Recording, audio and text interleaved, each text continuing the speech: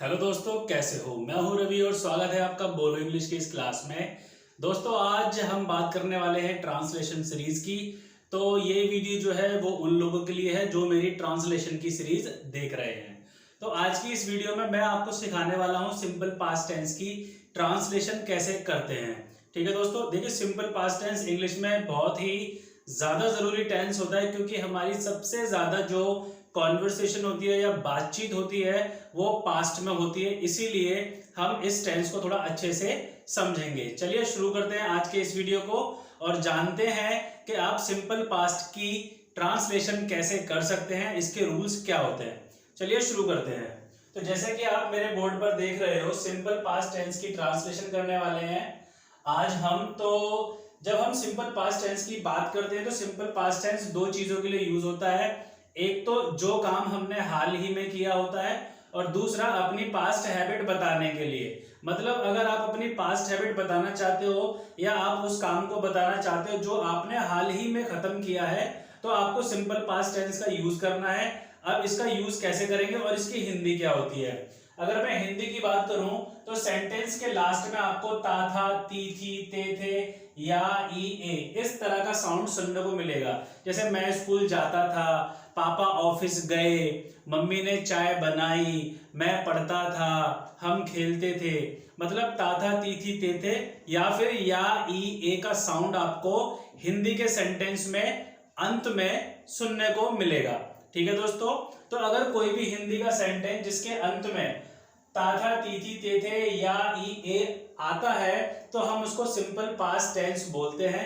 अब इसकी ट्रांसलेशन कैसे करते हैं, चलिए सीखते हैं। सबसे पहले बात करेंगे पॉजिटिव रूल की। तो जैसे कि मैंने आपको अपनी प्रीवियस ट्रांसलेशन की क्लास में बताया है कि हम तीन तरह के बेसिक सेंटेंसेस की प्रैक्टिस करते हैं। सबसे पहला होता है पॉजिटिव, दूसरा होता है नेगेटिव और तीसरा होता है इंटरोगेटिव। तो पॉजिटिव रूल क्या है। वेल, पॉजिटिव में आपको सबसे पहले सब्जेक्ट लगाना है, फिर वर्ब की सेकंड फॉर्म और उसके बाद अदर वर्ड्स मतलब ऑब्जेक्ट। अब जैसे यहाँ पर दो सेंटेंस मैंने लिखे हुए हैं, मैं स्कूल जाता था और हमने कल फिल्म देखी। आइए इसकी ट्रांसलेशन करते हैं। सबसे पहला सेंटेंस है मैं स्कूल जाता था, तो सब्जेक्ट हमारा हो गया आई। अब वर्ब की सेकंड फॉर्म मतलब काम हमारा है जाना, जाने को बोलते हैं गो, और गो की सेकंड फॉर्म होती है वेंट टू। और कहाँ जाता था, स्कूल जाता था, तो हमारा सेंटेंस बन गया आई वेंट टू स्कूल। ये हो गई बहुत ही आसान तरीके से ट्रांसलेशन। ऐसे दूसरा सेंटेंस है हमने कल फिल्म देखी। अब देखी मतलब ई का साउंड आ रहा है, और इससे पहले वाला जो सेंटेंस है ता था, तो मतलब ता था का साउंड आ रहा है। आइए दूसरे सेंटेंस की ट्रांसलेशन करते हैं। हमने कल फिल्म देखी, तो हमने मतलब वी, देखने को बोलते हैं वॉच, तो वॉच की सेकंड फॉर्म हो गई वॉच्ड। अब क्या देखी, फिल्म देखी, वॉच्ड अ फिल्म। और कब देखी, कल देखी, तो कल को बोलते हैं येस्टरडे, बीते हुए कल को बोलते हैं येस्टरडे, आने वाले कल को बोलते हैं टुमारो। ठीक है दोस्तों, देखिए कितना आसान है इसकी ट्रांसलेशन करना। बस आपको ध्यान रखना है कि पॉजिटिव सेंटेंस में आपको वर्ब की सेकंड फॉर्म लगानी है।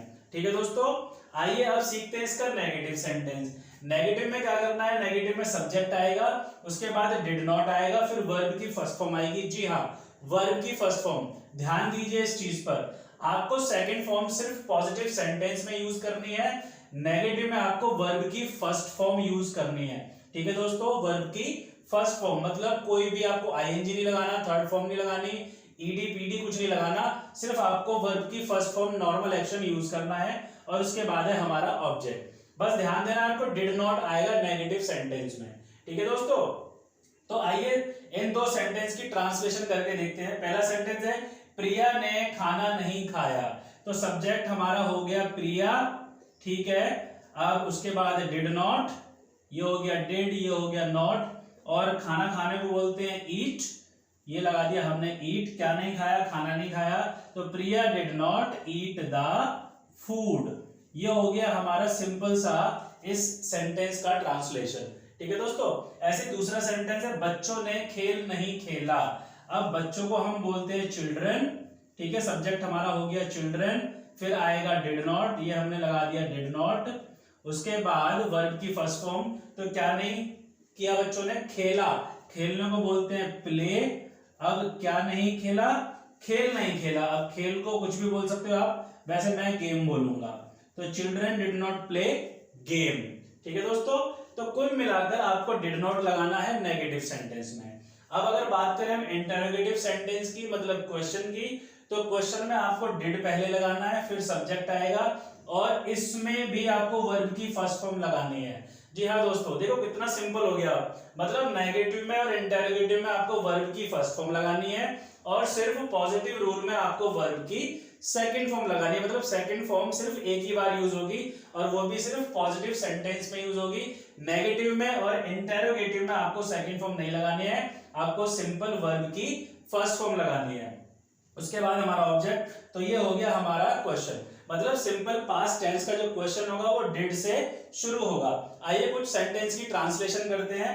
पहला सेंटेंस है, क्या आप गाना गाते थे? तो आप देखिए सबसे पहले आएगा डिड, डिड के बाद सब्जेक्ट हो गया हमारा आप, मतलब यू। अब गाना गाने को बोलते हैं सिंग अ सॉन्ग, तो did you sing a song. अब देखिए, और लास्ट में क्वेश्चन मार्क, ये हो गई हमारी सिंपल सी ट्रांसलेशन। ऐसे दूसरा सेंटेंस है, क्या वह सच बोलता था? तो सब्जेक्ट हमारा पहले आएगा डिड, उसके बाद सब्जेक्ट हमारा ही, मतलब वह सच बोलता था, सच बोलने को स्पीक द ट्रुथ। देखिए ये हो गई हमारी सिंपल सी सेंटेंस की translation, did he speak the truth. ऐसे हमारा लास्ट सेंटेंस है, क्या मम्मी बाजार गई? तो पहले आएगा डिड, सब्जेक्ट हो गया हमारा मॉम, मम्मी बोल सकते हो, अम्मा बोल सकते हो, भैया जो भी बोलते हो वो बोल सकते हो, ठीक है। तो डिड मॉम, अब बाजार जाने को बोलते हैं गो टू मार्केट, तो वर्ब हो गई हमारी गो, और ऑब्जेक्ट हो गया हमारा टू मार्केट। तो देखिए ये हो गई बहुत ही सिंपल तरीके से सिंपल पास्ट टेंस की ट्रांसलेशन। अब ऐसे ही आप भी बहुत सारे सेंटेंसेस की ट्रांसलेशन कर सकते हो। कुछ सेंटेंस मैं आपको वीडियो के डिस्क्रिप्शन में दूंगा, जो आप ट्रांसलेट करना और इस क्लास की प्रैक्टिस करना।